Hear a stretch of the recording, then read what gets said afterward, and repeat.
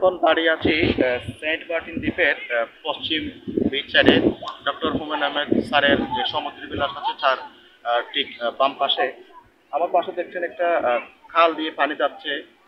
এই খালটি হচ্ছে Saint Martin দ্বীপে যতগুলো সুইচ গেট আছে তার মধ্যে সবচেয়ে বড় সুইচ গেট। তো আপনারা সবাই জানেন সেন্ট মার্টিন দ্বীপে গত কয়েকদিন ধরে ভারী বৃষ্টিপাত এবং জোয়ারের পানি অতিরিক্ত হয়ে যে পানিগুলো আপনার সেন্ট মার্টিনের অভ্যন্তরে যে পানি আটকা ছিল সে পানিগুলো আজকে খাল কেটে দেওয়ার ফলে পানিগুলো নামছে।